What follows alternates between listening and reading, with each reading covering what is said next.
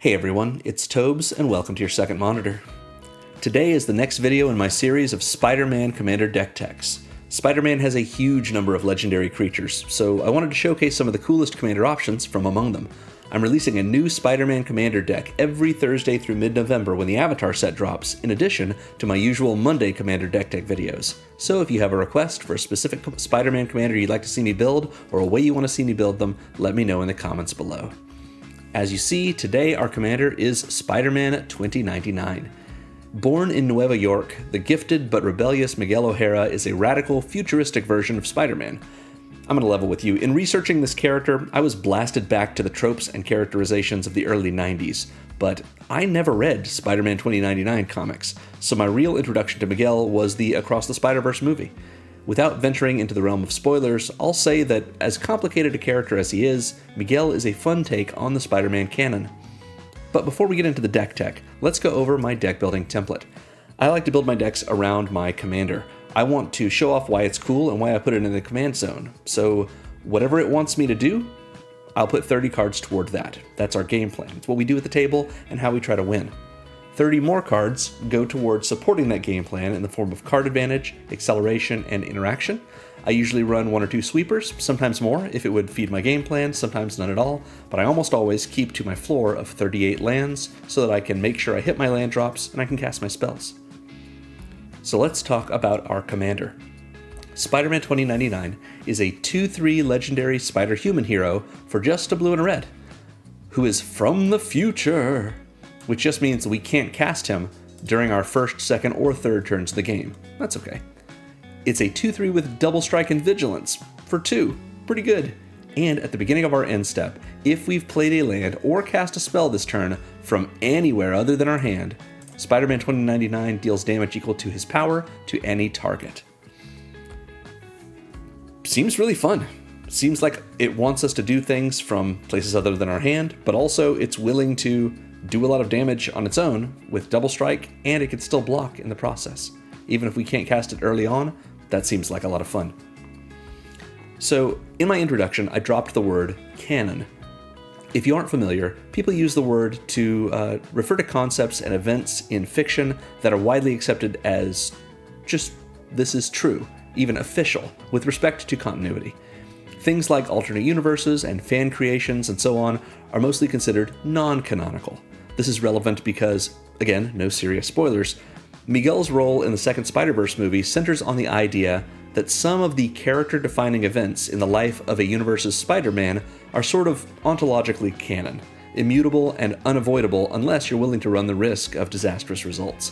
And thanks to his own mishandling of canon events, Miguel sees himself as a guardian of the canon moving forward. It's a pretty fun trope to play with, and it's especially funny in context, considering that Miguel himself is part of a multiverse.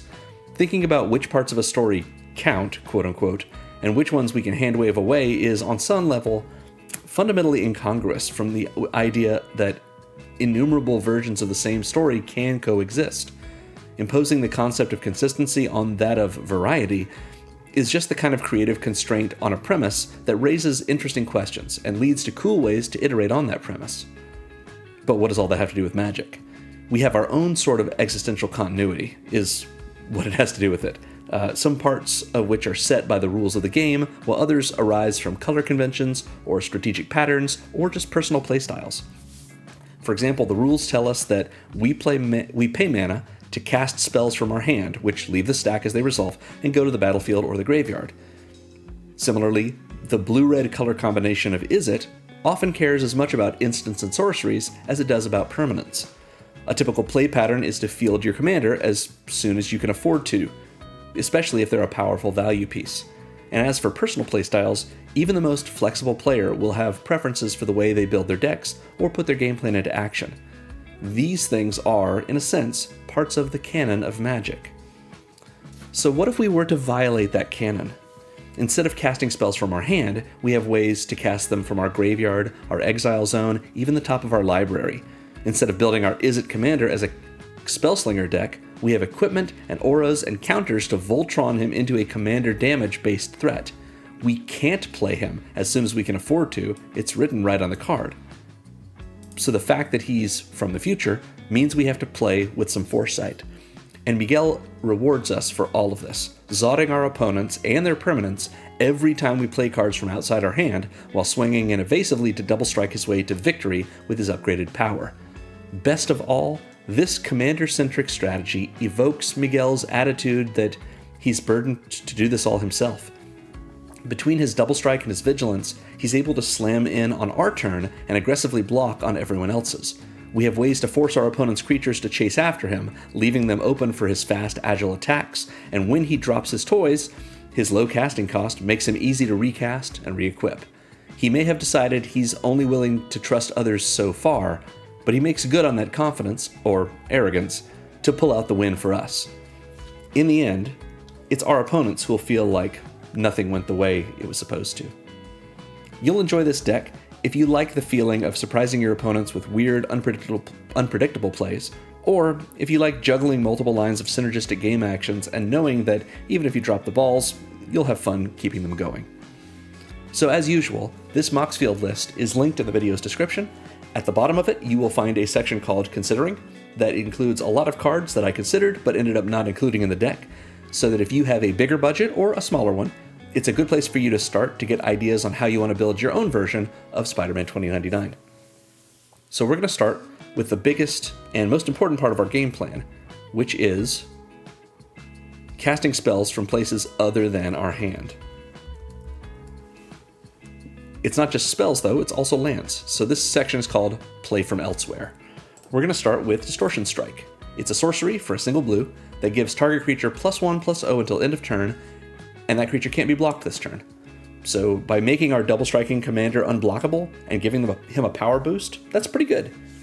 However, it also has Rebound, which means if we once we cast it, we will exile it as it resolves, and at the beginning of our next upkeep, we can cast it for free from exile, which means we cast this once on one turn.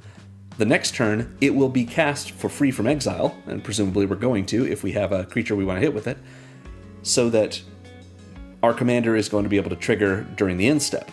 Since we will have cast something from somewhere other than our hand, Miguel will hit some target, an opponent's creature, maybe a planeswalker, for an amount of damage equal to his power. So it's great for Miguel getting in with commander damage and for doing damage later on.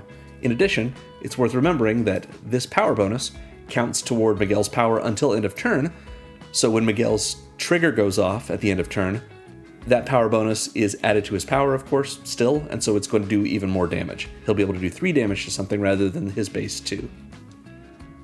Next is Bulk Up from Foundations. For 1 in a red, we have an instant that just doubles target creature's power until end of turn. That's pretty good for Miguel. He's got double strike, so a 2/3 being turned into a 4/3 is pretty sweet, especially if we use this after we've passed through the blocker step and our opponent has chosen not to block because thanks to our double strike, they don't want to block and lose maybe a creature to our first strike damage. So then post blockers, we bulk him up. Now he's got a power of 4 and he's going to be able to do 8 commander damage. 4 from first strike and 4 from regular damage because he has double strike. And then at the end of turn, he's still got 4 power, so he's going to be able to do 4 damage to something if we've cast something from somewhere other than our hand. And that can be bulk up because it has flashback for 4 and double red. That's a big flashback cost. But it's worth it sometimes if it would get us the last little bit of damage we need to be able to win with commander damage, or even just to kill something with regular damage. So yeah, bulk up, castable from our graveyard with flashback. Next is Demonic Ruckus. This is 1 in a red for an aura we can put on, presumably our commander, that gives Miguel +1/+1, Menace, and Trample. Menace and Trample are both forms of evasion, so with our double striking commander being a 3/4, double strike, vigilance, menace, trample, that's a pretty big threat. 6 commander damage is nothing to sneeze at. And when Demonic Ruckus is put into the graveyard from the battlefield, we draw a card. So we're not out a card, or down a card rather, if we put this on Miguel and then our opponent removes Miguel. We can also plot Demonic Ruckus, which is to say we can cast it as normal for 1 in a red, or we can pay a red and exile it from our hand. We can only do this while it's in our hand. That's relevant. And then on a later turn at sorcery speed, we can cast Demonic Ruckus for free, which doesn't just mean we can cast it for free, and that means we didn't have to spend mana on it, but now we're casting it from exile, and that will qualify us for Miguel's last ability to trigger during the end step. Next we have Depart the Realm. Depart the Realm is 1 and a blue for an instant that just bounces a permanent. Return a permanent, non-land permanent to its owner's hand. Anything that isn't a land goes back to its owner's hand. It could be one of our things. We can use this to protect Miguel. It could be one of our opponent's creatures. Maybe Miguel has been given Menace with Demonic Ruckus, and our opponent only has 2 creatures, so we Depart the Realm on one of those creatures, bounce it to their hand. They can't block at all because of Menace, and they only have 1 blocker left. Depart the Realm also has Foretell for a single blue. Foretell is sort of like the opposite of Plot, because Plot has us exile it from our hand, just exiled. That means face up. Depart the Realm says we can pay 2 generic mana during our turn and exile Depart the Realm face down. And then on a later turn, we don't cast it for free the way we would with Demonic Ruckus, with Plot. We cast it for just this single blue. So it becomes just a better unsummon that we are casting from exile, so it will still trigger Miguel's last ability. Dream Thief's Bandana is one of the many equipment we have in the deck, which we will see soon. Dream Thief's Bandana is 2 generic mana for an equipment that equips for just 1. And it says, whenever an equipped creature deals combat damage to a player, look at the top card of their library, then exile it face down. For as long as it remains exiled, you may play it, and mana of any type can be spent to cast that spell. So this is the only, I believe, card in our deck that lets us steal people's things. But then we get to cast them from exile. So maybe we cast a creature, maybe we cast a planeswalker, whatever it is that they may have exiled, we can cast it. But it doesn't just say cast, it says play. So even if we hit a land on top of our opponent's library, we can play that, and that will still trigger Miguel's last ability. What's great about this, especially, is that it gives us permission to cast it for as long as it remains exiled, which is to say, it doesn't matter if Dream Thief's Bandana leaves the battlefield. We have permission to cast it as though it's in our hand, essentially, because it is face down, so our opponents can't look at it, for as long as we are playing the game, essentially. And we can, if it is a spell, it fixes our mana. Seems pretty fun. I'm surprised I've never seen this card get played before. Next is Expressive Iteration, a card so good it was banned in Standard? In Pioneer? It was banned in something. Oh, it says right here, Pioneer, yep. That's notable because it was in a pre-con Pioneer deck that Wizard sold. Anyway, for 2 and a red, we have a sorcery that says, look at the top 3 cards of your library.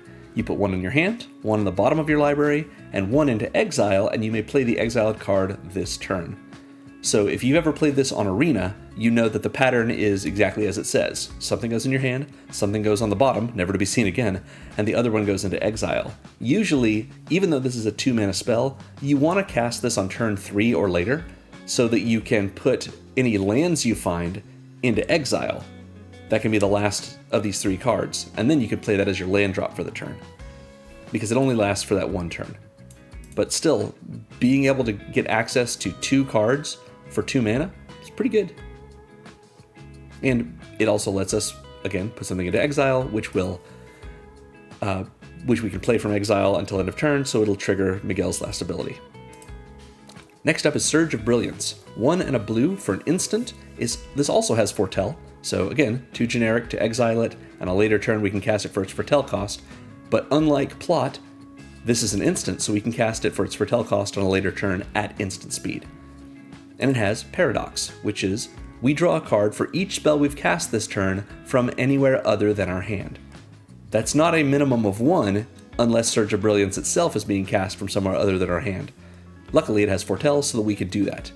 What's nice about this is, we can pay 2, and then on a later turn pay 1 and a blue, and just draw a card, and trigger our commander's last ability. But if we happen to have done other things to play to cast spells from someplace other than our hand, then Surge of Brilliance may draw us multiple cards. Even if it's just one card and trigger our commander, it's still pretty good. Next we have Sword of the Animist. I'm really impressed that the price has dropped on this card so much. It's a good one. For 2 generic mana, we have a legendary equipment that equips for 2 and gives equipped creature +1/+1. And whenever equipped creature attacks, this is not a damage trigger, just an attack trigger, we get to Rampant Growth. Search our library for a basic land, put it on the battlefield tapped, and shuffle. Really nice to be able to have land-based ramp in our Izzet deck. So this is a land coming in from our library. So that counts toward Miguel. Next is Key to the Vault from Thunder Junction. For 1 and a blue, we have a legendary equipment, another one. This one equips for 2 and a blue, so a little expensive, but it says whenever equipped creature deals combat damage to a player, we look at that many cards from the top of our library, that many being the amount of combat damage we dealt. We can then exile a non-land card from among those, put the rest on the bottom in a random order, and we can cast the exiled card without paying its mana cost. So that's free. This is great, free, essentially card advantage for us. And the best part of this is that if we put this on Miguel, it triggers on damage. So if we do combat damage to a player, we're probably doing it twice because of double strike. So we're going to get to have this trigger 2 times. Next up is Unstable Amulet. Classic, already classic to me from Modern Horizons 3. 1 and a red for an artifact that gives us 2 energy when it enters. We might use those. It also says whenever we cast a spell from anywhere other than our hand, this artifact deals 1 damage to each opponent. So if we have Unstable Amulet in play, any turn where we get to do a thing that would make Miguel trigger, we also ping each opponent for 1. I think that's pretty great.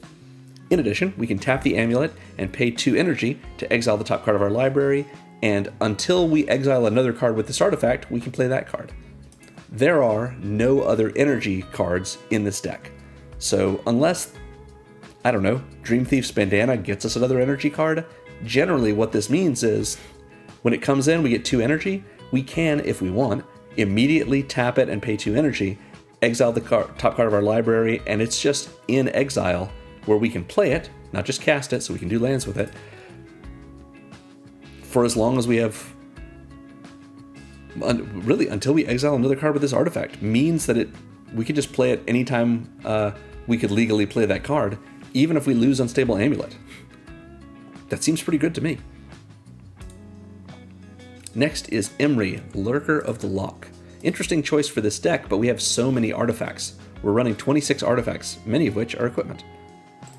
Emry, originally from Throne of Eldraine, love you Eldraine, is 2 and a blue for a 1/2 legendary Merfolk wizard, but Emry has affinity for artifacts. So a lot of the times in this deck, you're only paying 1 blue for her. She costs 1 less for each artifact we control, that's affinity. When she enters, we mill 4 cards, and then we can tap Emry and choose an artifact in our graveyard, and we can cast it this turn. We still have to pay its cost, timing rules still apply, of course, but it gives us access to that artifact in our graveyard. We just are allowed to cast it from there, and because we've cast it from somewhere other than our hand, it will trigger Miguel.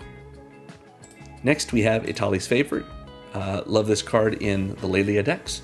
2 and a red for an aura that enchants a creature we control. It gives that creature +1/+1 and trample, and when it enters, we discover 3. Discover means we exile cards from the top of our library until we hit a non-land with mana value 3 or less.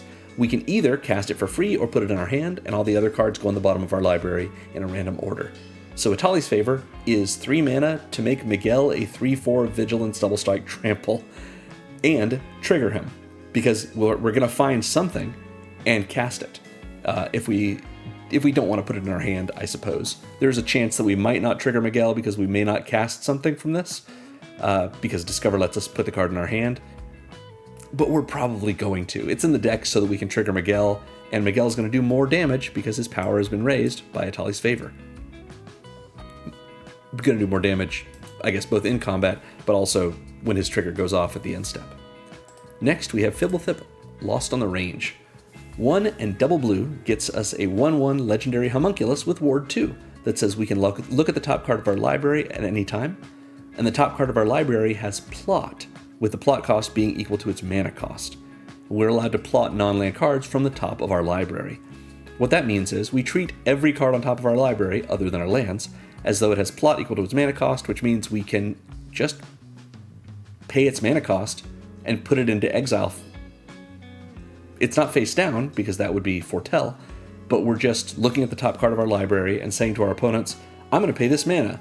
This card is now in exile, and on a later turn, I can play it for free at sorcery speed. Being able to set ourselves up for Miguel with this is so useful, and just being able to see what's coming next is information we might want otherwise. Thanks, Fibblethip.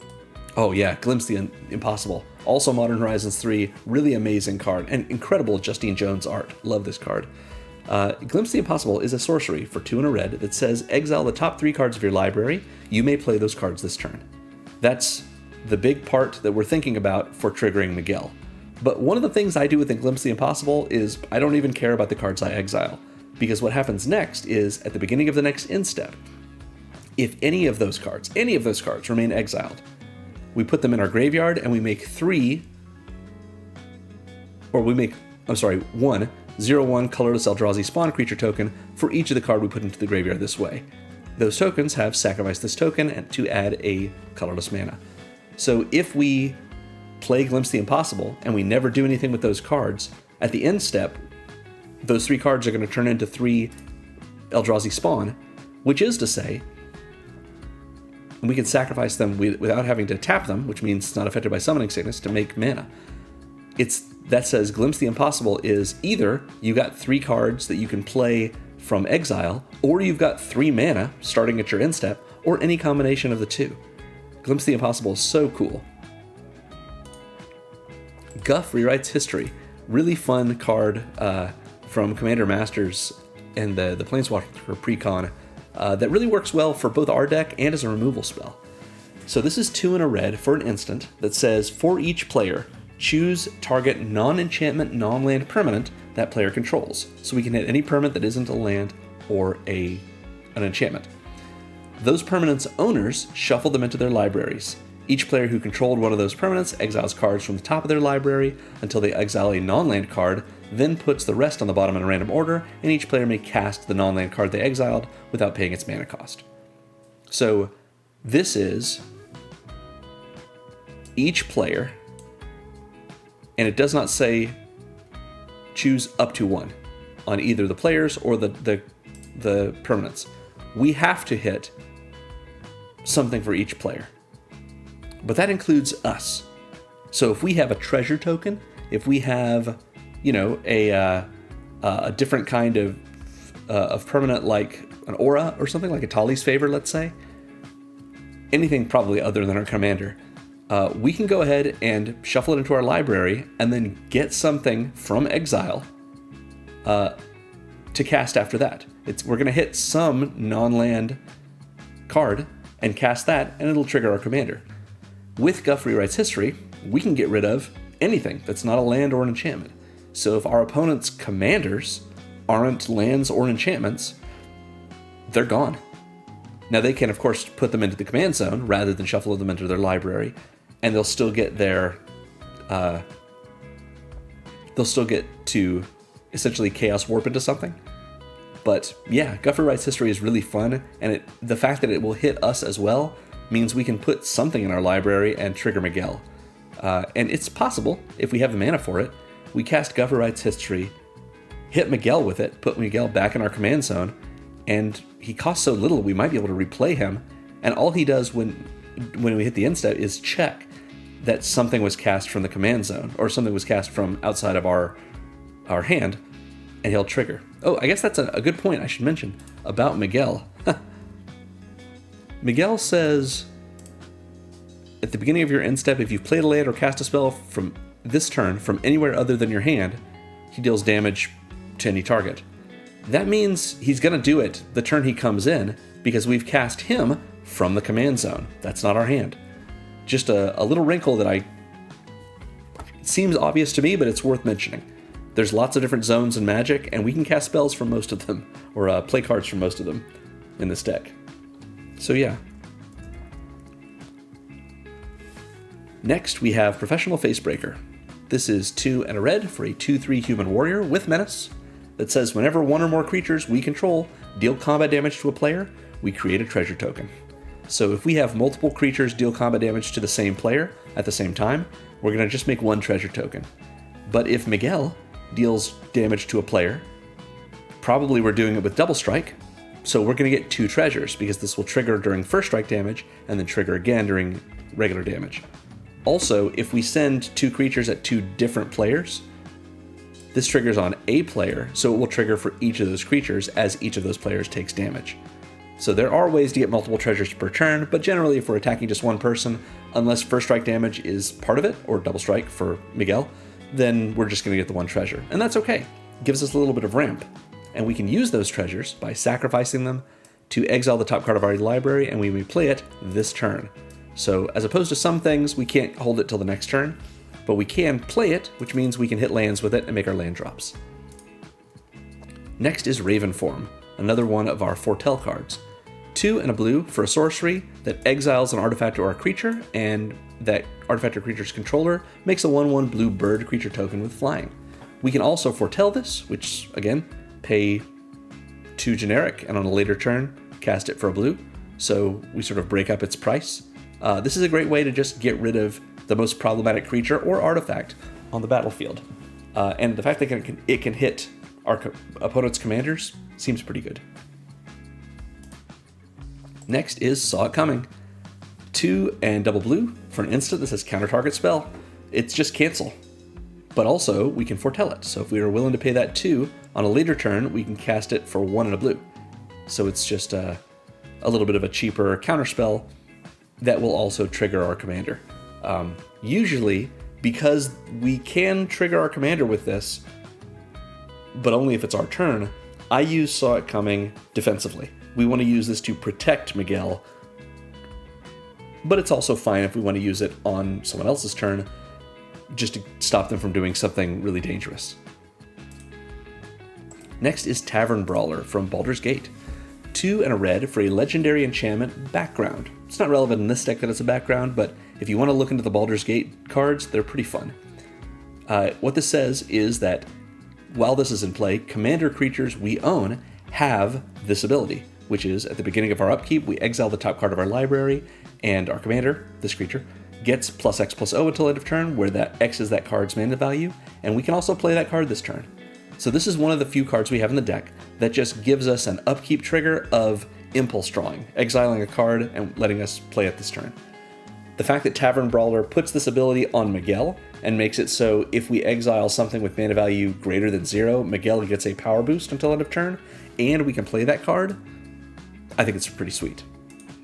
This is a good example of the play pattern that I see as working best with Miguel, because Miguel, Spider-Man 2099, I'm just going to keep calling him Miguel, he seems like a nice guy, can't be played during our first, second, and third turns of the game, which to me feels like a benefit. It means we spend those turns playing cards, playing lands, so that we're able to cast him on our 4th turn, but also setting up for him. So if we played Tavern Brawler on turn 3, then we're set once he comes in, so that turn 5, because it triggers on, it gives the ability to Miguel, so it's not going to happen until Miguel's in play, which will happen during turn 4.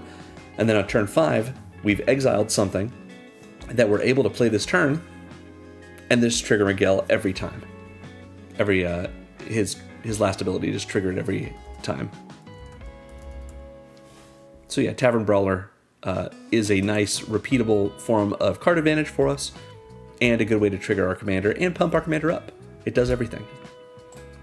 Next from the Clue set is Headliner Scarlet, a 3/3 legendary human warlock with haste for 3 and a red.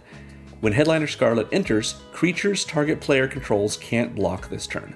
This is one of our best evasive sources. So being able to say, yeah, you've got all these elves and you cast a Craterhoof last turn and killed 2 of our other opponents, and everything's got vigilance and you've got a million creatures, but none of them can block because we played this Rakdos lady. And we swing in with our commander, do our double strike damage, hopefully kill with commander damage. Yeah, she seems like a lot of fun. In addition, much like Tavern Brawler, she's another one of these at the beginning of your upkeep, exile the top card of your library face down. You may look at and play that card this turn. This is not just a nice impulse draw for us, but it's a face down one, so it can be a surprise. We're probably not going to have our opponents wait too long to be surprised, simply because we want to use this to trigger our commander. But yeah, nice impulse draw. Next is Rose Cutthroat Raider from the Fallout decks. 2 and double red for a 3/2 legendary artifact creature robot with first strike. So 3/2 first strike is pretty good. And Rose has Raid, which is at the end of combat on your turn. If we attacked this turn, we make a junk token for each opponent that we attacked. So this is an interesting raid trigger because it triggers at the end of combat, not at the end of our turn. So at the end of combat, before we go into our second main phase, as long as we attacked, we make a junk token. Now, what is a junk token? Well, let's take a look. Junk tokens are this. They're just a token artifact that does not require any mana to tap and sacrifice, and it lets us exile the top card of our library, and we can play that card this turn, but we can only activate the junk token as a sorcery. So being able to, with Rose, make junk tokens every time we attack, and we're going to be attacking with Miguel, so we want to be able to get lots of these if we can, and then save them up for turns that we don't have a spell or something in exile or in our graveyard that we can cast from there. Being able to use these junk tokens as a way of always triggering our commander. In addition, however, whenever we sacrifice a junk, Rose lets us add 1 red mana. So this part doesn't work if Rose has been removed, even if we crack some of our junk. But this ability kind of turns our junk into treasures that just tap for red, that just make red. We can't make blue with them, but we're going to be able to do this impulse draw from them, in addition to making red that we can then put toward casting that spell. And if we happen to impulse draw with a junk a land, and we haven't made a land drop this turn, it does say play. So we've got a lot of those nice effects in this deck. Next is Kami of Celebration from the Neon Dynasty commander decks. For 4 and a red, we get a 3/3 spirit that says whenever a modified creature you control attacks, exile the top card of your library, you may play that card this turn. So another nice way of getting impulse draw. Modified creatures are creatures that have equipment attached to them, auras we control attached to them, or just any counters on them. So usually Miguel is going to be modified in this deck. We have so many equipment. And so this triggers on attack and just gives us a play this turn impulse draw. Not as good as happening during our upkeep, so we could use it during our first main phase, but still pretty nice.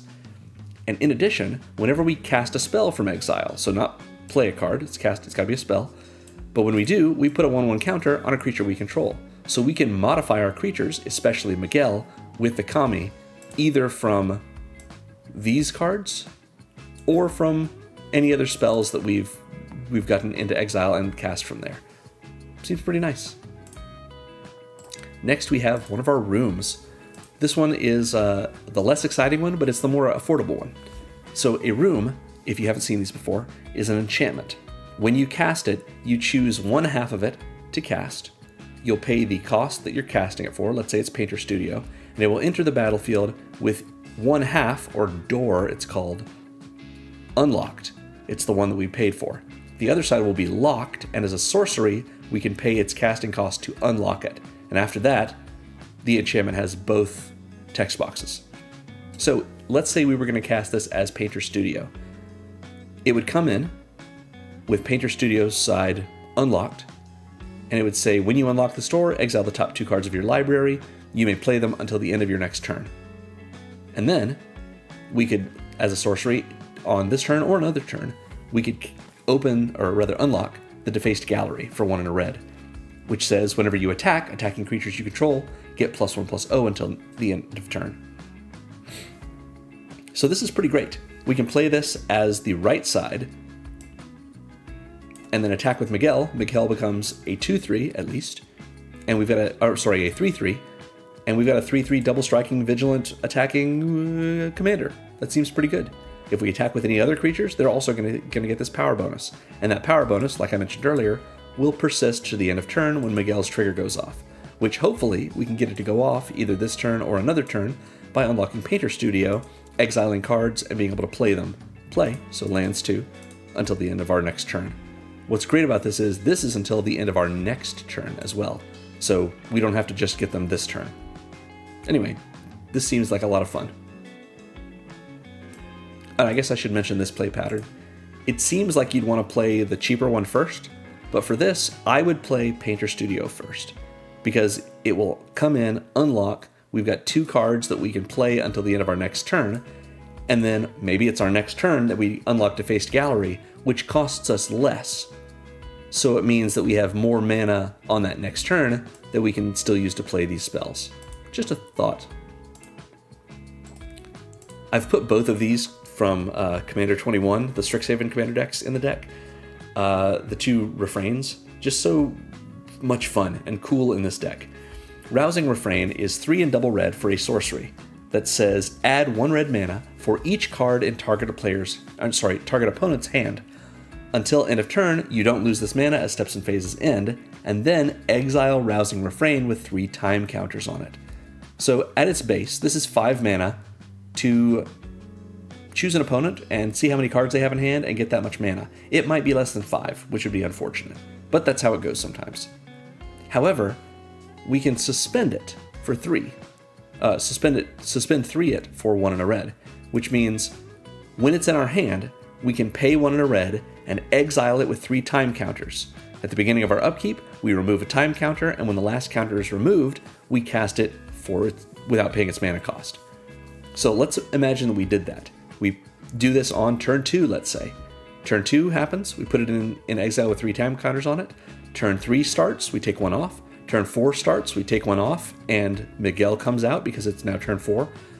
And then turn 5 starts, we take the last counter off, and maybe one of our opponents has 3 cards in hand, and that's the best that our opponents have. We target that opponent, we make 3 red mana for free. We will keep that red mana in our mana pool all turn, unless we use it, and we also re-exile Rousing Refrain with 3 time counters, so it resuspends itself. It means that every 3 turns, or every 4 turns I should say, we're going to be getting Rousing Refrain. Every 3 turns. No, it's every 3 turns, because it goes into exile this turn.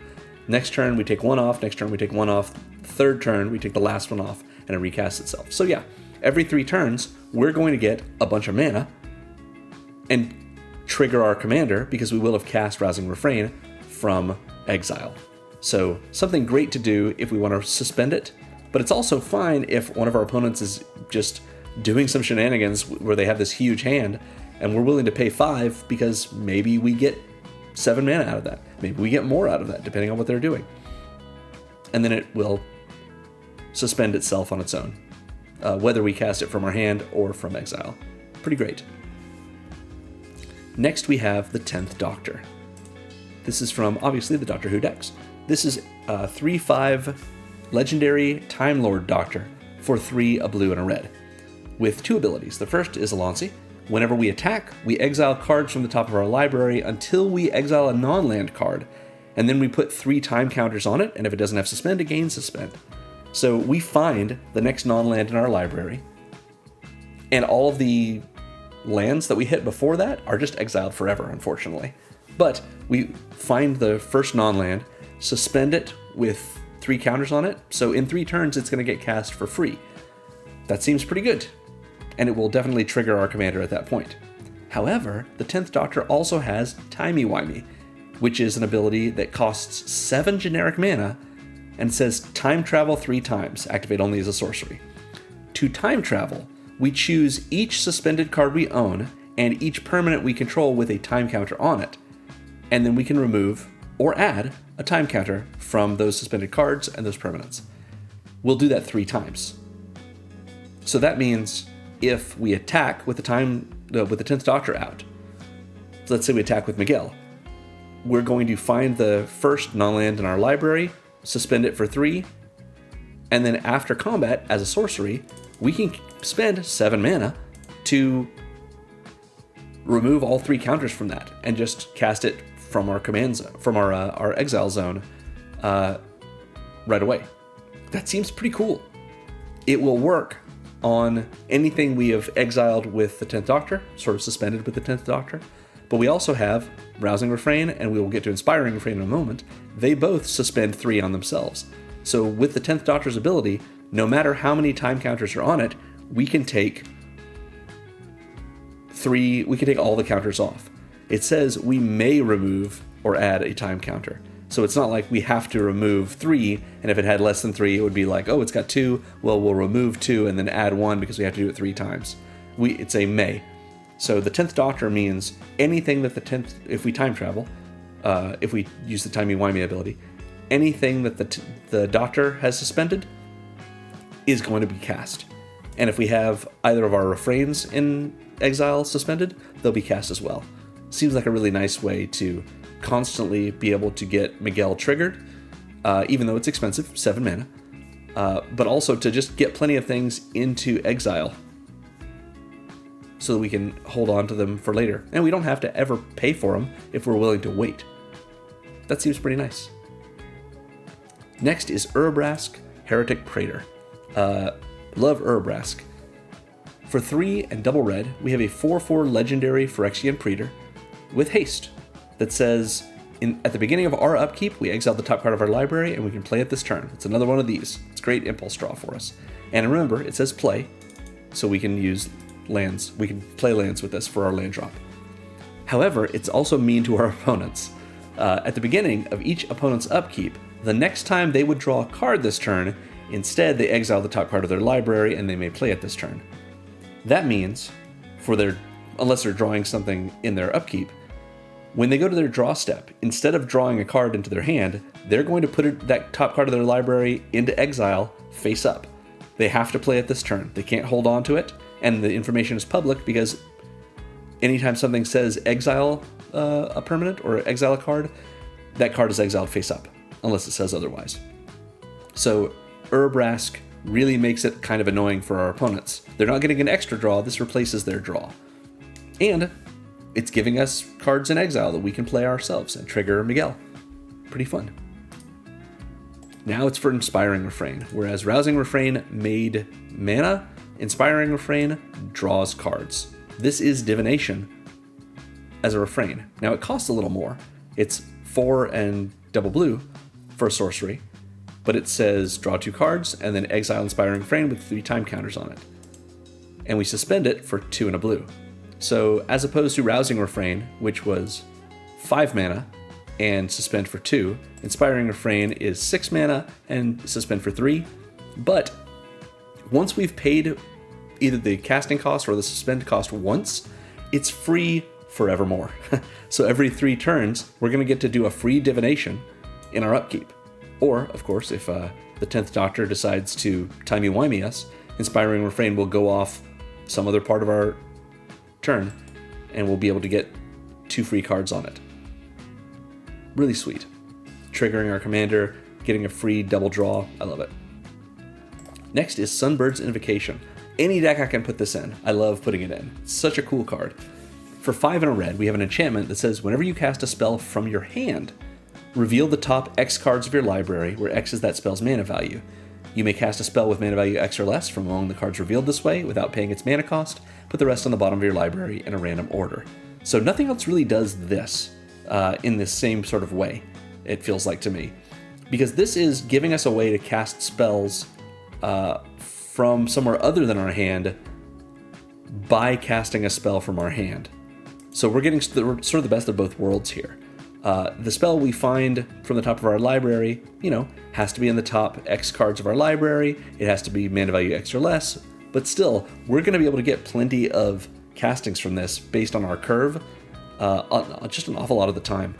Sunbird's Invocation is just a nice way to double dip on your spells and trigger our commander. Next is our other room in the deck. It works the same way as the other room, but with different effects. So Charred Foyer is 3 and a red that says at the beginning of your upkeep, exile the top card of your library, you may play it this turn. It's another one of these. However, Warped Space is even better.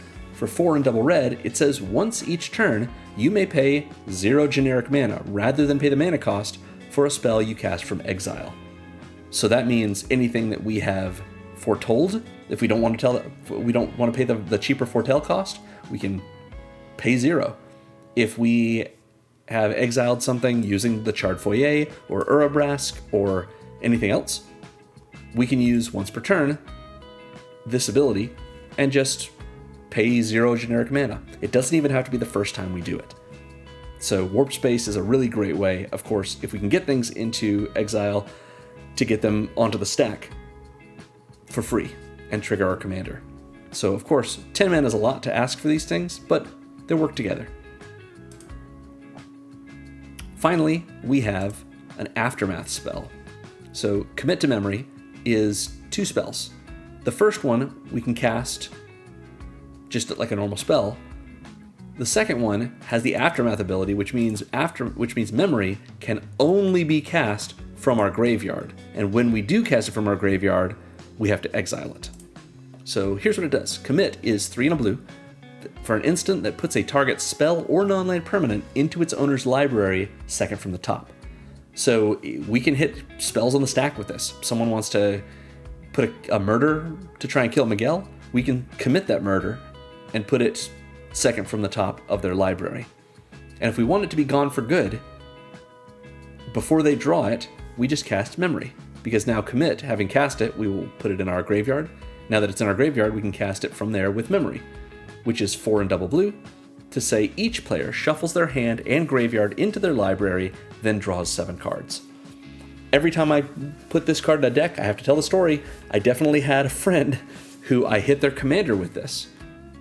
I committed their commander and they said, well, it's only second from the top. I don't want to pay the command tax. I'll just wait.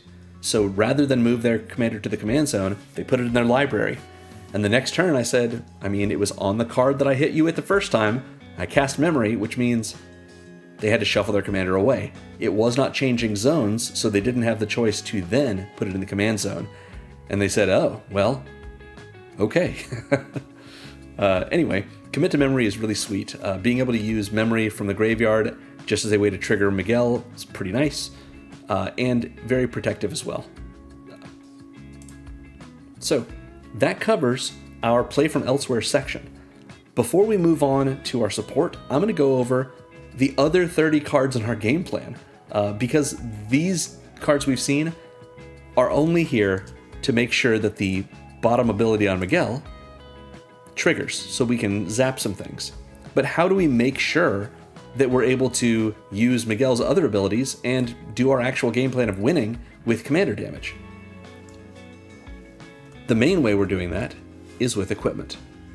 Our equipment section is, we've got 20 equipment in this deck that we can put on our commander that either pump him up or give us other benefits, starting with Basilisk Collar. This is a 1 mana equipment that equips for 2. It gives the equipped creature Death Touch and Lifelink. That's all it does. They're reprinted in Foundation, so not hard to find. This is just so sweet, because it means that every time Miguel attacks, when he does his double strike damage, both times we're going to gain life. Lifelink is just really good with double strike. But in addition, Miguel has Death Touch, and his last ability sends his power in damage during the end step to any target. Even if we're only sending 2 damage at something, that is Death Touch damage. So we're getting to kill, maybe our opponent has a Galta or something, we send 2 damage during our end step at Galta, that's Death Touch damage, and Galta dies. And in the process of that, that's still damage we dealt, so we also gain life from that. Plus, our commander has Double Strike. So Death Touch with Double Strike is even better. We do the first strike damage, and if our opponent's blocking creature did not have first strike themselves, Miguel's going to take no damage from them because they're already dead from Death Touch during the first strike. Just a really good addition to this deck, and cheap. Beamtown Beatstick is next. 1 single red mana for an equipment that equips for 2. It gives the equipped creature +1/+0 and Menace. So a little bit of evasion, and it makes Miguel into a 3/3 at least. In addition, whenever the equipped creature deals combat damage to a player or battle, which we don't have any battles, we create a treasure token. So that's combat damage to a player, which Miguel might be doing twice during a turn, so we might be getting 2 treasures. Same thing as Professional Facebreaker. Pretty nice. It is the same thing, probably because this is New Capenna. Riveteers. Next, from Tarkir Dragonstorm, we have the Dragonfire Blade. I've recently started using this card, and I've gotten pretty turned on to it. I think it's pretty sweet. For a single mana, we get an equipment that equips for 4, but that ability is reduced by 1 for each color of the creature it targets. So in this deck, Miguel is 2 colors, so this is a 1 mana sword that equips for 2 for Miguel. That's pretty good. Gives +2/+2 and hexproof from monocolored. So not only will Miguel become a 4/5, at least, Miguel won't be able to be targeted by Doomblade, by Unsummon, by Swords to Plowshares, by Rabid Bite, whatever you need, by Lightning Bolt. There you go. That's 1 for every color. Yeah, obviously he can be hit by something like Terminate, but hexproof monocolored is a pretty nice form of protection, and +2/+2 for a total of 3, nothing to sneeze at. Obviously, we've got to run Blackblade Reforged. It's 2 generic mana for a legendary equipment that equips for 7, but equips a legendary creature for 3. So we're paying a total of 5 to put it on Miguel, and it says equipped creature gets +1/+1 for each land you control. So this just gets bigger and bigger and more powerful as we play it. Brotherhood Regalia is a little bit of an expensive equipment, and I don't put it in most of my decks for that reason, but it is pretty excellent in this deck. It costs 2, and it equips for 3, but just like Blackblade Reforged, it equips for cheaper for a legendary creature, just 1. So cost 2, equips for 1, pretty good. It gives equipped creature Ward 2, it makes them an assassin in addition to their other types, but most importantly, they can't be blocked. Spending 3 mana to make Miguel unblockable and to give him Ward 2, yeah, I'll do that. We've seen Dream Thief's Bandana. Of course, it's an equipment, and it lets us play cards from the top of our opponent's libraries, thereby triggering Miguel. Next, we have a nice old card from M13, Ring of Evos Isle. For 2 generic mana, we have an equipment that equips for 1, and it gives the equipped creature an ability, or rather it has an ability, I should say, which is for 2, we can give the equipped creature hexproof until end of turn. So it sort of gives us a pay 2 generic mana spell in our hand that gives Miguel hexproof anytime we want. And we can activate this on every turn if we feel like it. Just really nice to have, like, it would be nicer to just have constant hexproof, but being this giving us a way to access that ability, even if we have to pay for it every turn, is pretty sweet. In addition, at the beginning of our upkeep, we put a 1/1 counter on the equipped creature if it's blue. Miguel is blue, is also red, but is blue. So for 3 mana, we put this on Miguel, and at the start of our upkeep, he gets bigger every time, and we can always protect him. Ring of Evos Isle is just sweet. I don't know why I haven't seen it before. We also have the Swifties. Swiftfoot Boots is an equipment, equips for 1, costs 2, gives the equipped creature hexproof and haste. Miguel doesn't really need haste, but he'll sure take it. This is a great card to play during turns 2 or 3. I guess we can play it on turn 1 with a Soul Ring. In any case, we get Miguel out on turn 4, put the Swifties on him, go ahead and attack. Do maybe 6 damage that turn. 4 from a double strike, and then 2 from his last ability, since we played him that turn. Seems good. We've seen our Sword of the Animist and how it can go find us a land from our library, which will of course trigger Miguel. We've seen Key to the Vault, which lets us get a non-land from the top of our library, from the top few cards of our library, and cast it for free, triggering Miguel. Next we have Trailblazer's Boots. 2 generic mana for an equipment that equips for 2, that gives equipped creature non-basic land walk.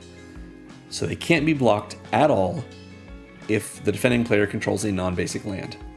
In Commander, this basically means unblockable.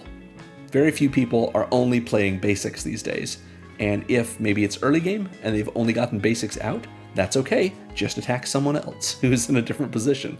Trailblazer's boots always overperform for me. Really like these things. Winged boots. This is such a cool card. For 1 and a blue, you get an equipment that equips for 1 that gives equipped creature flying and ward 4. Ward 4 isn't hexproof, but it's pretty close, especially earlier in the game. So being able to put this on Miguel, like 4/4 flying, a 2/3 flying, double striking, vigilant commander, that's, yeah, I'm into it. Next, from the Final Fantasy Commander product, we have Wrecking Ball Arm. This is surprisingly highly rated on some of the commander sites for only a 30-cent card. For 2 generic mana, we get a legendary equipment that equips for 7, but again, cheaper for legendary creatures, just 3. And it gives the equipped creature base power and toughness 7/7, and they can't be blocked by creatures with power 2 or less. So we would then, with this on our commander, it does cost us 5 mana, but it means that our vigilant double striking commander is a 7/7 that can't be chump blocked by little things. So a 7/7 with double strike is, if unblocked, just 2/3 of the way to a commander damage win already, because that's 14 commander damage. And presumably, we've triggered somehow his third ability, or his last ability, so we get to hit something for 7 as well.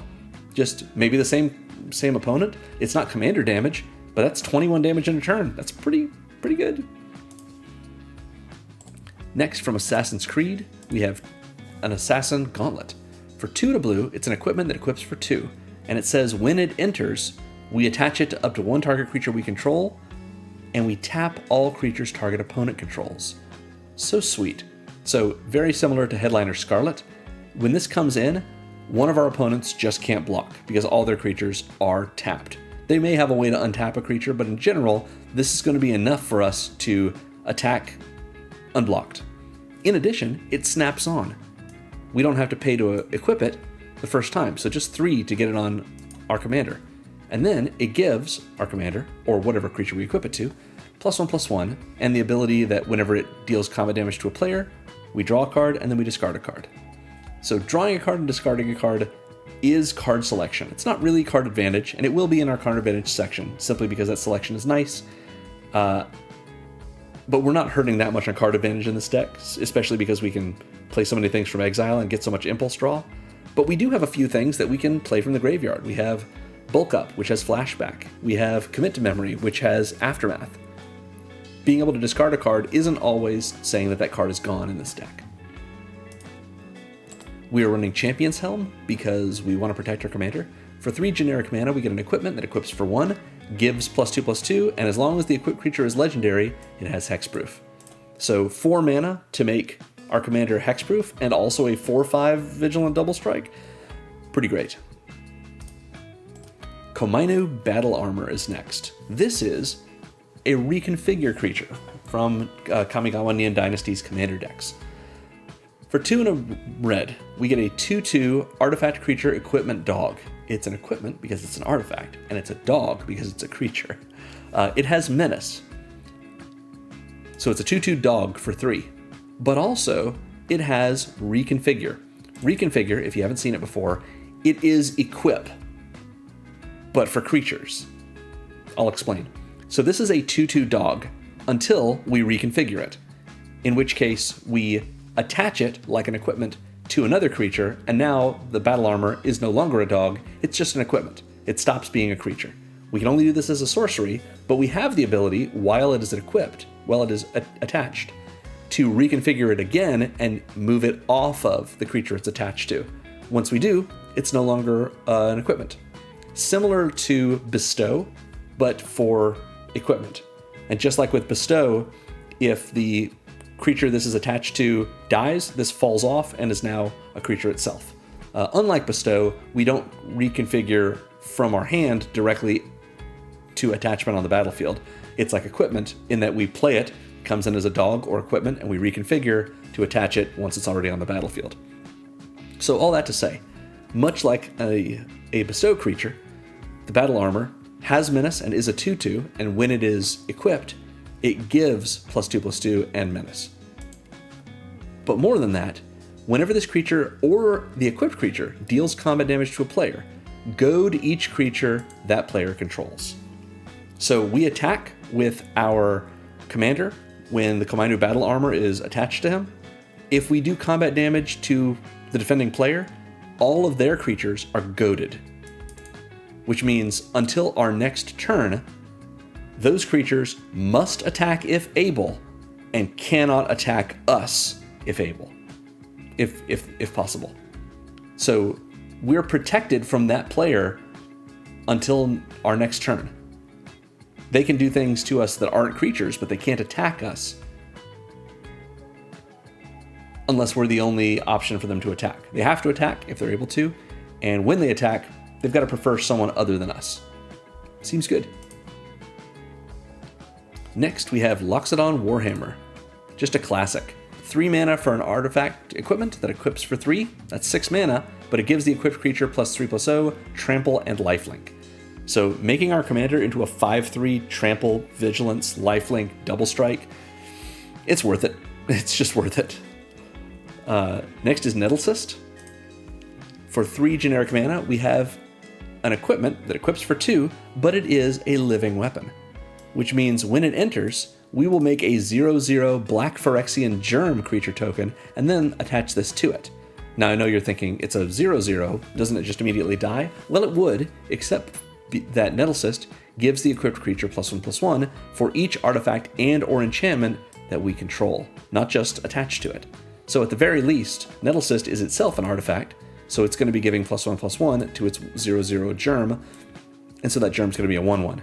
The idea is we want to play this maybe on turn 3, and then on turn 4, we play Miguel and equip Nettlecyst to Miguel, so that now Miguel is getting at least +1/+1. Now that will kill the Germ, but we don't mind the Germ dying. The Nettlecyst is here to help our commander. Next, another one of our expensive cards in this deck is the Reaver Cleaver. For 2 and a red, we have a $10 legendary equipment that equips for 3. So total of 6 mana to get this thing on our commander, but it gives +1/+1, trample, and whenever this creature deals combat damage to a player or planeswalker, create that many treasure tokens. This is crazy strong. That's why it's $10. Whenever Miguel hits with this, Miguel is a 3/4. So if he's not blocked, he's going to do 6 total damage to our opponent, and we're going to get 6 treasures off of that. This only triggers on combat damage. So Miguel's end of turn triggered ability will do damage to any target, but it won't trigger this for the Reaver Cleaver and make more treasures. Still, minimum of 6 treasure if we aren't blocked. That's a pretty good rebate for the 6 we spent to get this on. Finally, we have Two-Handed Axe from Baldur's Gate. Two-Handed Axe is an equipment that equips, it costs 2 and a red, and it equips for 1 and a red. And it says whenever equipped creature attacks, double its power until end of turn. So that's great already on Miguel, making him a 4/3 double strike vigilance. However, Two-Handed Axe also has an adventure on it. Sweeping Cleave. For 1 and a red, it's an instant that gives target creature we control double strike until end of turn. So if you haven't seen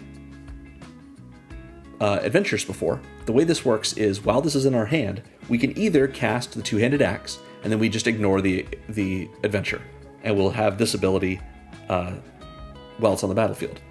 Or while it's in our hand, we can cast Sweeping Cleave, the adventure, and then we exile this whole card, and we can cast it from exile as Two-Handed Axe. So pretty sweet there to be able to cast this from exile and be able to get 2 effects out of it. Now, Sweeping Cleave will not give Miguel double strike because he already has double strike, but we can put it on one of our other creatures, and that's pretty nice. It occurs to me, therefore, that this should be in our Play from Elsewhere tag. So now we've got 31 cards that do that, simply because we can Sweeping Cleave any of our creatures, including Miguel. It just won't do anything for Miguel, and then play the axe from exile thanks to the adventure. Neat. So that covers all of our equipment. We have one more section of our game plan, which I've called Voltron. These are non-equipment ways of boosting our commander either with auras or with counters or other effects. So we'll start with combat research. It is an aura. For a single blue, it enchants a creature that is going to be Miguel, and it says equipped creature has, whenever this creature deals combat damage to a player, draw a card. So it's just curiosity. But in addition, as long as enchanted creature is legendary, it gets +1/+1 and has ward 1.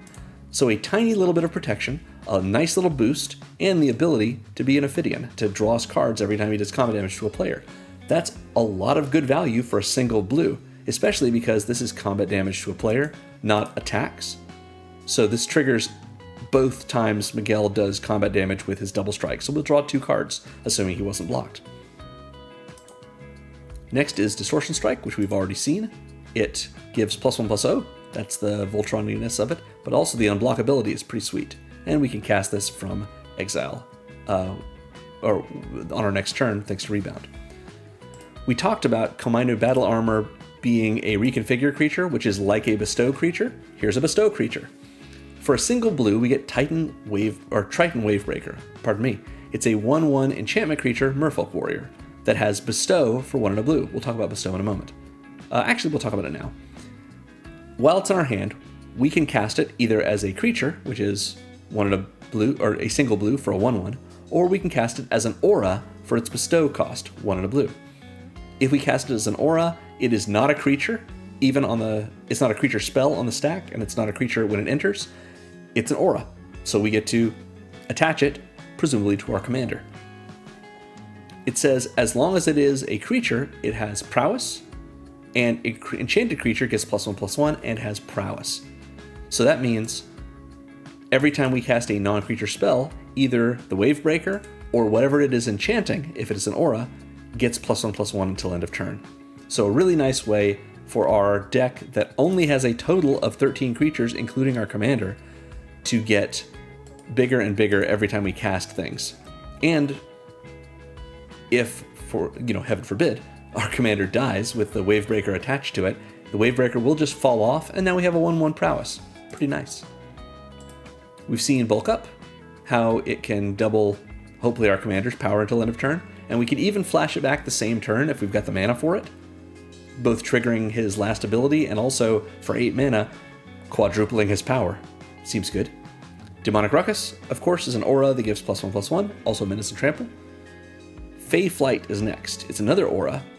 For 1 and a blue, it has Flash, and it enchants a creature, and it says when it enters, enchanted creatures gains Hexproof until end of turn. So it's a nice way for us to protect our commander when he has been targeted by something dangerous. It also gives him +1/+0 and flying. So a surprising way to protect our commander that also makes him evasive and makes him a little bit bigger and more dangerous. Sounds good to me. We've seen Atali's Favor and how it can give +1/+1 and trample and also discovers 3. We've seen Tavern Brawler and how it gives us a little bit of impulse draw and pumps up our commander based on the mana value of the card that we put into exile. We've seen the Painter Studio and how it can give +1/+0 to our commander when he attacks, but we haven't seen Bria. Bria is the most expensive card in the deck because it was only released in the Bloomburrow starter decks, like pre-constructed 60 card decks. It is a cool card though, but you can see it's not an expensive deck we're running, and this is 13 of the dollars that we spent on it. So Bria is a 3/3 legendary Otter Rogue for 2, a blue and a red. Bria has prowess. Bria gives all of our other creatures prowess. And Bria says whenever we cast a non-creature spell, target creature we control can't be blocked this turn. So again, we're only running 13 creatures, including our commander and including Bria.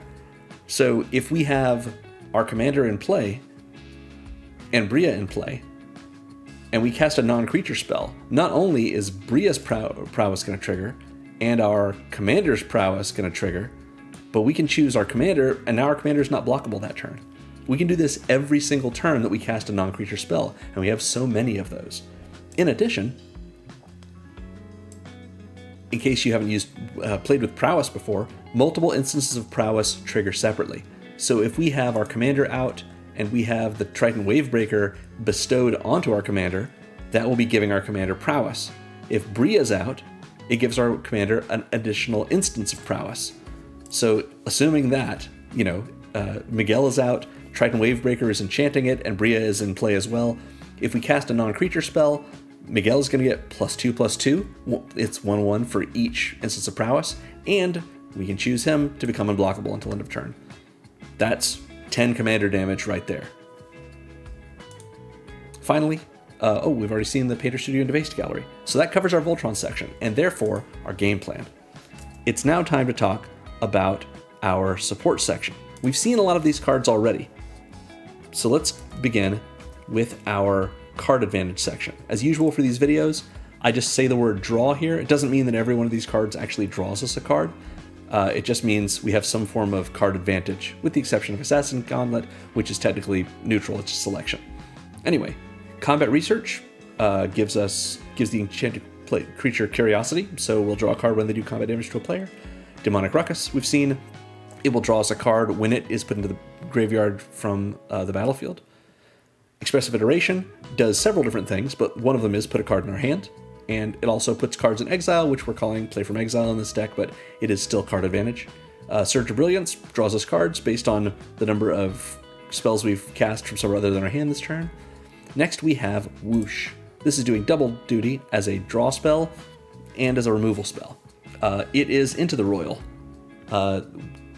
reprinted in Spider-Man themes, so we put it in our Spider-Man deck. For 1 and a blue, we get an instant that says return target non-land permanent to its owner's hand. It also has Kicker for 1 and a blue, so if we pay the additional cost, so a total of 2 and double blue, we will return a non-land permanent to its owner's hand, and if it was kicked, we draw a card as well. So spending 4 mana to remove something, but then having that replace itself in our hand, that's not terrible. I would do that as often as I can with these kind of spells. They're really good. We have seen the Assassin Gauntlet and how it will draw and discard for us whenever the equipped creature deals combat damage to a player. Prismari Command, really great in our red and blue decks. 1, a blue, and a red for an instant that says choose 2. It deals 2 damage to any target. We can draw 2 and discard 2. We can make a treasure, or we can destroy an artifact. So yes, I know you're saying, this is Faithless Looting, this isn't card advantage. Yes, but it's a pretty good selection. So it's going to be in this section. Anyway, this is removal for us because we can kill something, or we can blow up an artifact. It is ramp because it makes a treasure, and it is not technically card advantage, but it is drawing us cards, which might be useful. Bident of Thassa is next. So cool in this deck. 2 and double blue for a legendary enchantment artifact. It's an artifact and an enchantment that says whenever a creature we control deals combat damage to a player, we may draw a card. So all of our creatures, which generally just means Miguel, have Curiosity. That will stack with Combat Research if we've got both of them on him. And like I mentioned with Combat Research, it works whenever he deals the combat damage to a player. So if he's unblocked and he has his double strike going on, which he usually does, of course, we're going to be getting a card for each of those instances of damage, first strike and regular. In addition, for 1 and a blue and tap the Bident, creatures our opponents control attack this turn if able. That seems pretty great. We can use that protectively for us. We say, hey, we've goaded your creatures using the card that gives goad that we saw earlier, Command of Battle Armor. We're going to use the Bident of Thassa to make all those creatures attack. That seems pretty great. They won't be able to attack us because they're goaded. But let's pretend our opponent has just like 1 creature. And we've got Miguel, who has double strike and vigilance, so he's not tapped. We can have our opponent attack with their creature, and we can have Miguel eat that creature. We might even say, all right, I don't know where your creatures are going to go. They might all be coming at me, opponent. But I want you to attack anyway. And if you attack me, I know Miguel is going to eat one of your creatures, and I'm going to take a bunch of damage. The reason we might do that is then their creatures have all attacked, so they're all tapped. So our turn comes up, and we're able to take them out. We can also use this politically. We can say, look, I'm going to use this on you unless you agree not to come at me during your next turn. Or we can say, look, I'm going to use this on opponent B. Opponent A, they might attack you, but once they've done their attack, they can't kill you, and you can definitely kill them on the backswing. So there's different ways we can play with Bident of Thassa, even if we only use it as a 4 mana, all of our creatures have Curiosity, this is still a really nice bonus to it. We've seen Inspiring Refrain and how it can draw us cards every 3 turns, and we've seen Commit to Memory and how Memory can make us wheel. Shuffle our hand and graveyard into our library and then draw 7. That's a big draw. So that covers our card advantage section. Let's look at acceleration now, which I've just shorthanded again as ramp. Beantown Beatstick, as we've seen, when the equipped creature deals combat damage to a player or battle, we make a treasure. We haven't seen Soul Ring, but everyone knows Soul Ring. Costs 1, taps for 2, it's going to go in your deck, it's so powerful. The same is true of Arcane Signet, although of course not as powerful. Costs 2, taps for 1, but it's 1 mana of any color in your commander's color identity. So this is a rock that taps for either red or blue. Perfect for us. Sword of the Animist, as we know, whenever we attack with it, don't even have to connect, we just attack. We get a free Rampant Growth, where we get to search for a basic, put it in the battlefield tapped, and shuffle. Talisman of Creativity is another rock. It costs 2, and it taps for just colorless. Or we can tap for a blue and a red, if we're willing to have it do a damage to us. Usually, with these talismans, what happens is we use it for colorless most of the time. A 2 mana rock is pretty great. And if we have to use it for colored mana, that's okay. It's not going to come up that often, but if we really need that extra pip of blue or red, it's worth the 1 damage to us. Very nice. Glimpse the Impossible, as I've said, a lot of the time you exile 3 cards from the top of your library just to let them become Eldrazi spawn that you can then sack for colorless mana. Prismari Command, of course, can make us a treasure. Professional Facebreaker makes it so our creatures can make treasures when they do combat damage to a player. The Reaver Cleaver makes more treasures when the equipped creature does combat damage to a player. We've seen Rose and how Rose makes us junk tokens that we can then sacrifice and add red if Rose is still in play. Kind of roundabout, but we can do it. Kamiya Celebration gives us a chance to exile the top card of our library. Oh, this is not actually ramp at all, except that it lets us play from elsewhere. Yeah, so does not count as ramp. Play from elsewhere gives us the ability to, play our lands, but that's what play from elsewhere does anyway. It's not an extra land drop or anything. So yeah, sorry about that. Rousing Refrain, however, gives us a whole bunch of red mana, and it does it every 3 turns. And finally, Warped Space, the right side, the right room, the door on this room, lets us cast a spell from exile once per turn for 0 generic mana. So that's a kind of ramp. That covers our acceleration. Let's look now at our interaction, which again I've just shorthanded as removal. We're playing a red deck, so we're running Lightning Bolt.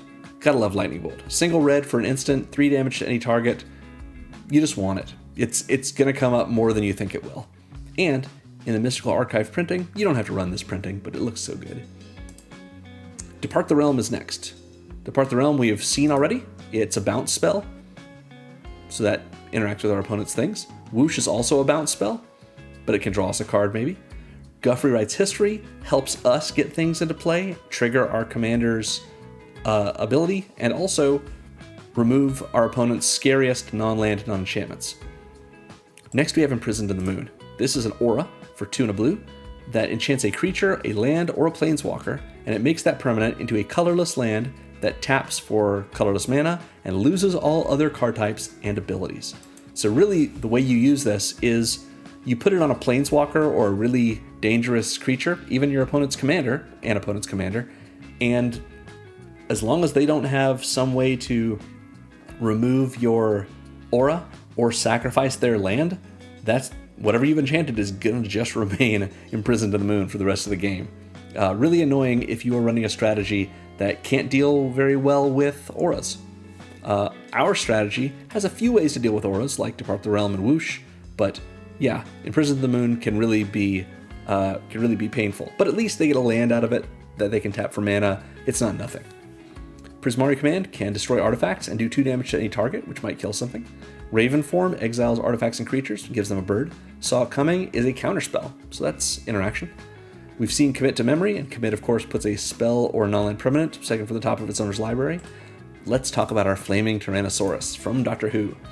For 5 and double red, we get a 5/5 dinosaur with menace. This is 7 mana, so that's got to be a pretty good removal spell, right? Well, it has Paradox. Whenever we cast a spell from anywhere other than our hand, this creature deals 3 damage to any target, and then we put a 1/1 counter on it. So every time we do the thing our commander wants us to do, we lightning bolt something. 3 damage to any target. And the Tyrannosaurus gets bigger. And even then, it's a big menace Tyrannosaurus, and when it dies, it deals damage equal to its power to each opponent. Each opponent! It's already going to do 12.5% of everyone's life total with just 5. It might get bigger and bigger, and in this deck, it's going to. So, repeatable lightning bolts from our dinosaur. Yeah, this is a crazy card. Love it. Thank you, Gavin. Finally, in the support section, we have 1 Wrath. It is Aetherize. Could have gone a couple of different ways with this, but I thought Aetherize was the most fun for this deck. It is 3 and a blue for an instant that returns all attacking creatures to their owner's hand. Not exactly a real, like, sweeper, in the sense of like a Wrath of God, but the ability to say, hey, Biden to Thassa, I'm going to have you all of your creatures attack. And they'll say, okay, well, I have to attack, so I'm going to attack you. And you say, cool, Aetherize. Put all your things in your hand. And they say, well, I guess that's the end of the game for me, probably. And you say, well, maybe not. Okay, now I attack and it is. Anyway, Aetherize is a really nice reprint in Foundations, and just happy to see it here. So that covers our support section. We have a few more sections we want to go through that supplement our game plan, starting with the Evasion section. Many of these we've already seen. It may be that we've seen all of them. So Evasion, these are ways for our commander to not be blocked. That's what Evasion means. Beaten-Town Beatstick gives Menace, Distortion Strike gives Unblockable and can rebound and do it again. Brotherhood Regalia also gives Unblockable, Demonic Ruckus gives Menace and Trample, both kinds of evasion. Faithlight gives Flying, Trailblazer Boots gives non-basic Landwalk, so pretty much unblockable. Winged Boots, Flying, Wrecking Ball Arm, unblockable by creatures power 2 or less. Not a great form of evasion, but not terrible in this deck. Assassin Gauntlet, taps all creatures target opponent controls the turn it comes in. That's a nice form of evasion. They can't block. Itali's Favor gives Trample. Kamainu Battle Armor gives Menace. Luxodon Warhammer gives Trample. Reaver Cleaver also gives Trample. Bria, when we cast non-creature spells, can make one of our creatures unblockable. And Headliner Scarlet, of course, chooses a target player when she comes in, and that player's creatures can't block the turn that she comes in. All forms of evasion. So there we go. The next section, these are our payoff cards. Like I mentioned, we have plenty of cards in the considering section, and many of those are tagged payoffs as well. Payoffs are cards that give us a little bit of benefit for having done the thing we want to do in the deck already. For example, Surge of Brilliance gives us more card draw if we've cast more cards from somewhere other than our hand. That's what we want to do. Unstable Amulet pings our opponents, each opponent, every time we cast something from somewhere other than our hand. Kami of Celebration gives us 1/1 counters every time we cast a spell from exile, and Flaming Tyrannosaurus, of course, whenever we cast a spell from somewhere other than our hand, lightning bolts something and puts a counter on itself. Pretty good payoffs. Last section is Protection. I believe we've seen all of these as well, but let's take a look. Combat Research, of course, gives Ward 1 to the enchanted creature. Dragonfire Blade gives Hexproof from Monocolored to the equipped creature. Brotherhood Regalia gives Ward 2. Fey Flight gives Hexproof until end of turn. Ring of Evos Isle can give Hexproof if we're willing to pay the 2 generic mana activation cost. Swiftfoot Boots gives Hexproof. Winged Boots gives Ward 4, which is close to Hexproof. Champion's Helm actually gives Hexproof. And then Kamainu Battle Armor and Biden to Thassa give us the ability to protect ourselves, because this goads creatures and this forces creatures to attack this turn if able. So the way you would use that is on their turn, of course. So during an opponent's pre-combat main phase, or during their upkeep, during their draw step even, you force them to attack. They can't attack you, or I guess they can attack you, but you force them to attack, and then you use your double striking vigilant commander to threaten them with a block, so they're likely to attack someone else. That covers all of our spells.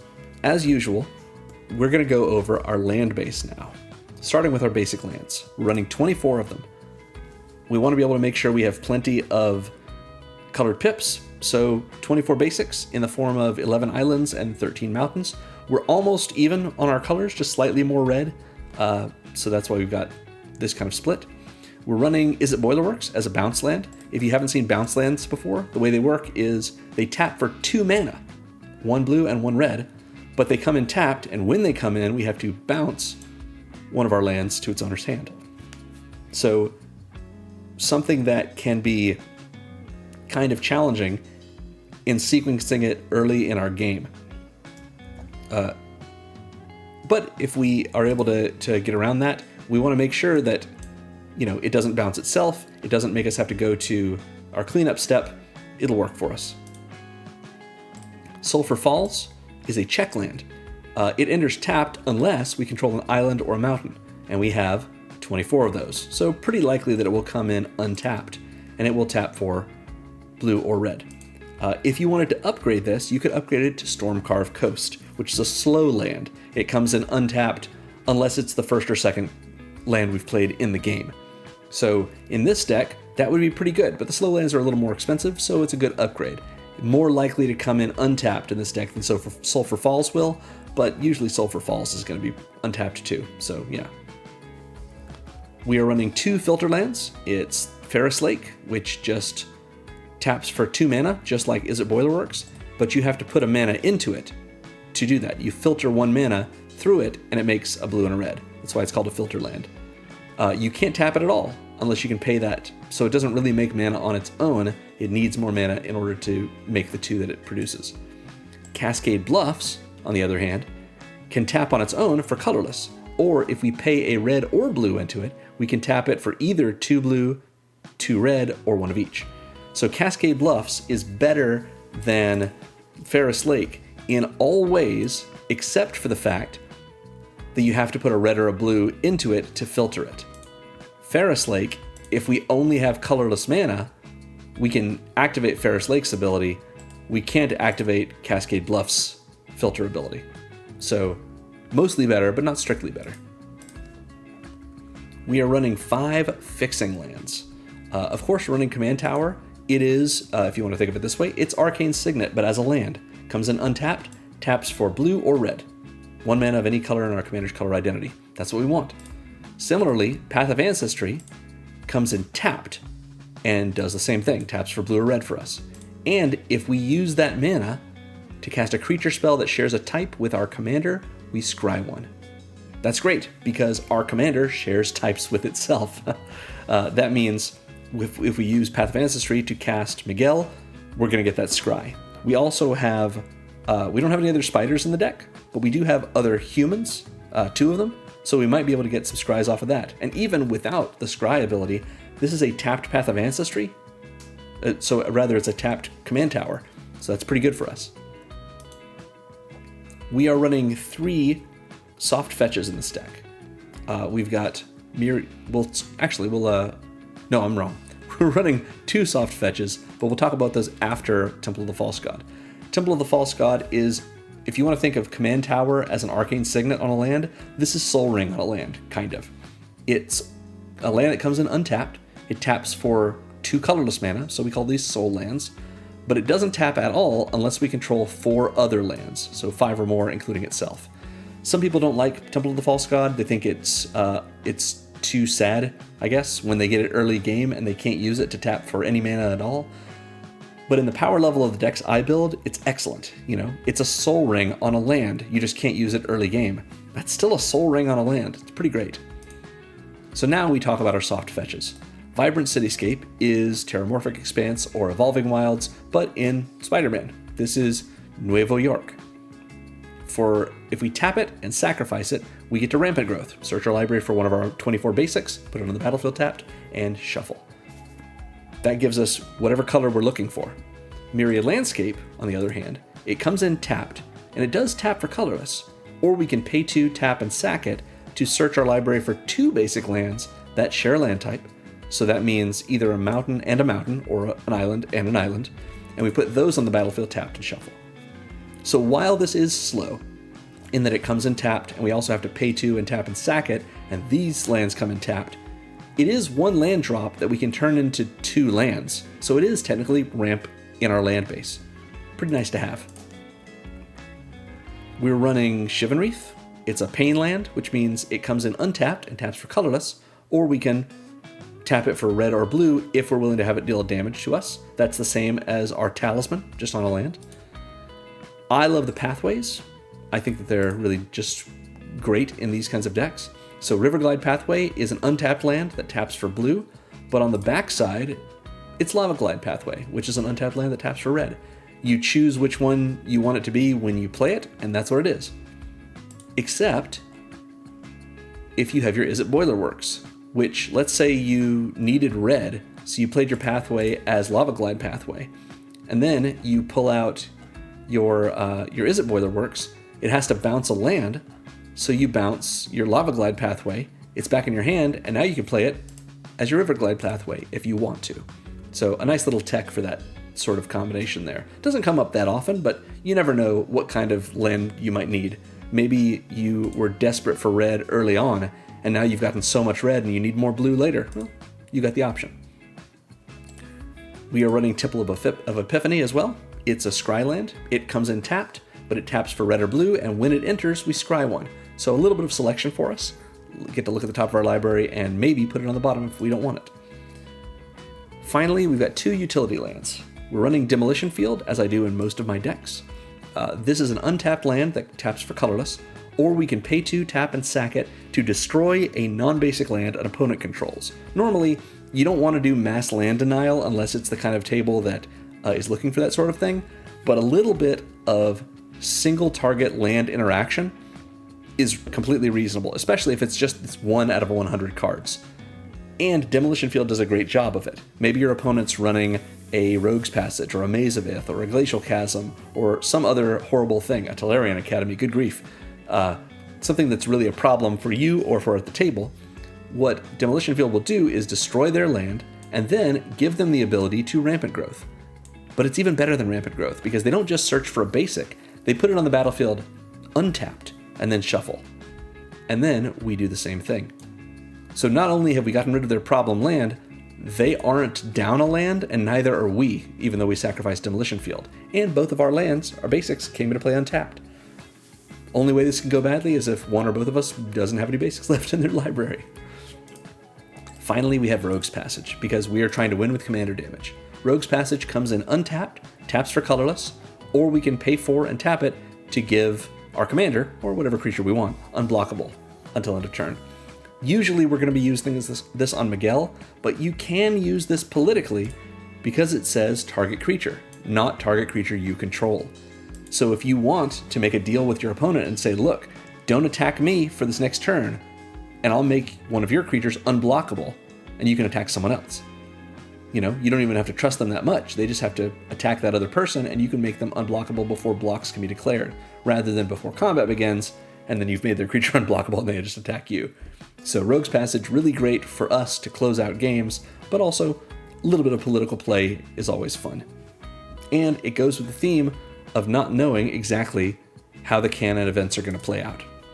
So that sums it up. Again, I'm releasing new Spider-Man Commander decks every Thursday through mid-November when the Avatar set drops. So let me know in the comments if you have a particular commander you'd like to see me build, or a way you'd like to see me build them. Thanks for watching, everyone. Make sure to like and subscribe, and as always, remember, magic is fun. You should play more Magic.